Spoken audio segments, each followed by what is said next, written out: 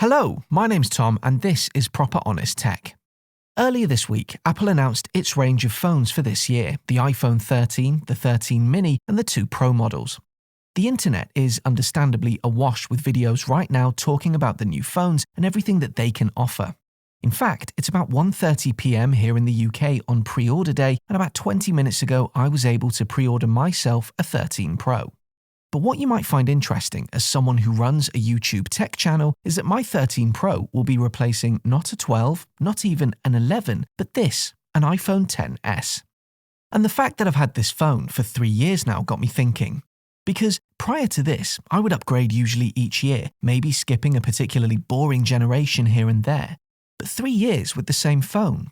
This was new to me, and it got me thinking about why I've stuck it out with the XS for so long, and why, even this year, I was only about 80% certain that I was going to be making the upgrade. Because not everyone has the ability to spend more than £1,000 on a phone these days.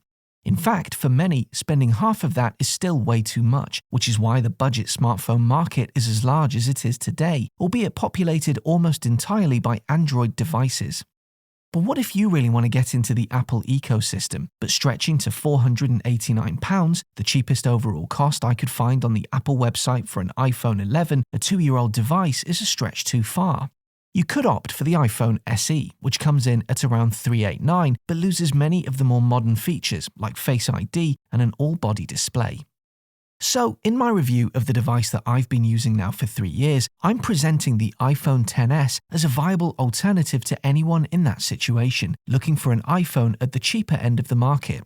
The iPhone XS has of course been discontinued by Apple, so any device that you buy is going to be either a very old item of new stock or more likely a refurbished unit. But there are deals to be had, with a base model 64GB iPhone XS, the exact model that I own, available for less than £300. But is it worth it? Or should you try and find the extra cash to get a brand new iPhone SE or 11? Let's talk about it. The iPhone XS was launched in 2018 and was the flagship model for iPhone in that particular year, launched alongside the XS Max and the XR, a strange line of slightly scaled down phones that Apple has kind of done away with ever since. It features a 5.8-inch Retina display which covers the entirety of the front of the device, save for the notch, but that notch is still present even today with the 13s. You've got Face ID on the front and a 2-camera system on the rear with both a wide and a telephoto lens, offering 2x optical zoom. 4G is supported, which for many of us is still the only really viable phone service available. Newer models do of course offer 5G if that's supported and widely implemented in your country. On the inside is the A12 Bionic chip, comprising of a 6-core CPU, a 4-core GPU and an 8-core neural engine. It supports wireless charging, HDR content, and has a 1,000,000:1 contrast ratio. These are, of course, all just specs though, and I won't add any more just now. You can head over to the Apple website and use their compare tool if you want to see more. Because the issue with specs is always that, on paper, they don't mean much. The proof is in the usage of the device, as even a moderate improvement in chips can have a huge impact on a power user of a device whilst having little to no impact on the average user. So, the question is the iPhone XS still good, now in 2021? The answer, in my opinion, is yes, absolutely. Obviously, I don't have my 13 Pro yet, so I can't do a side-by-side comparison of the two. I may do that when it arrives, although it feels like a bit of a pointless comparison. The 13 Pro is of course going to wipe the floor with the XS in terms of performance. But what I've found after 3 years of usage is that this is the first time where I've not felt utterly compelled to upgrade, which is pretty impressive. You see, in the past, upgrades are usually very necessary, down to the phone that I'm currently using beginning to show its age in a couple of key ways. The first way is typically the device slowing down overall, struggling to open apps quickly, perhaps even struggling to run some of the more processor-heavy apps altogether. But overall, that hasn't been happening with the iPhone XS. Thanks, I believe, to the processors in these phones improving so much that they stand the test of time much better and far tighter integration with iOS, the iPhone XS still feels pretty slick and smooth, in my mind at least. Sure, the occasional app does hang for a second or two when you open it, but this is rare and the overall performance of this phone is still really, really good.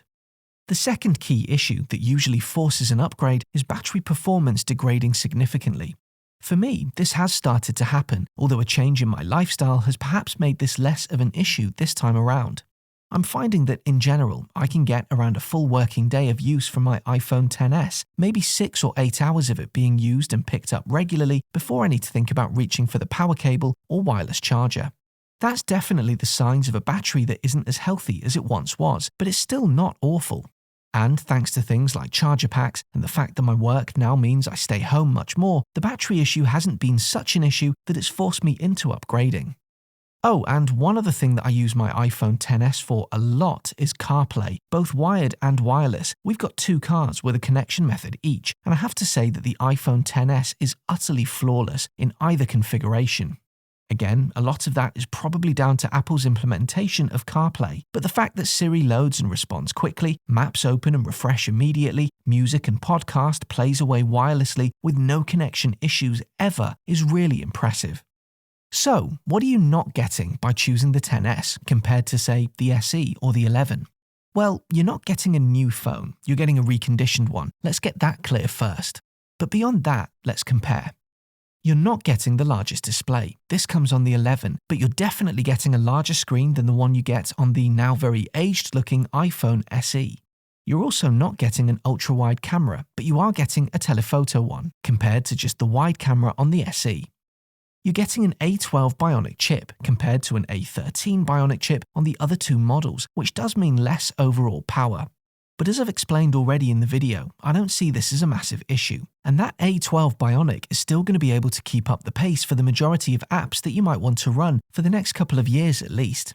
If you're big into mobile gaming, you're going to notice the weaker chip on some of the newer games, but that's going to be the case for all of these devices. Other than that, you're getting a Super Retina HD display rather than a Retina HD display on the SE or a Liquid Retina HD display on the 11. Let's be real, iPhone screens generally always look very good, and when you consider that all 3 have the same P3 color range, all 3 have True Tone, and all 3 have the same max brightness of 625 nits, we're comparing apples with apples for the most part here, excuse the pun. The rest of the comparison list honestly reads much the same, with many of the same features being found across the board, or if anything, the XS having features that the SE simply doesn't have. The majority of the features that this doesn't have are features that none of these devices have. LiDAR, variable screen refresh rate, 5G connectivity, all that good stuff. But in fairness, we're then back towards the £1,000, dollars or euros mark if you want to enjoy those features, and that's not really what we're talking about here.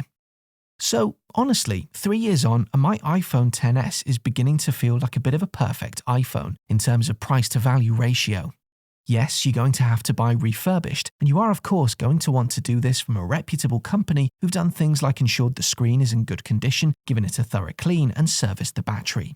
But I've seen a 64GB version of the iPhone XS, refurbished, selling for about £260 here in the UK, which is insanely cheap as a means of getting into the iPhone ecosystem. Yes, we'd all like to own the latest Pro model, but if that's not achievable for you, I definitely recommend at least exploring the iPhone XS before you think about going for the 11, and definitely before you consider the SE. They might be new phones, but are they really the best value you can purchase today in late 2021? What do you think about the iPhone XS? Did you own one a year or 2 ago? Do you still own one? Or would you consider picking one up now in late 2021? Drop me a comment and let's talk about it. And as ever, I hope you found this video useful. If you did, do please consider leaving me a like and subscribing to my channel for more content like this in the future. See you on the next video.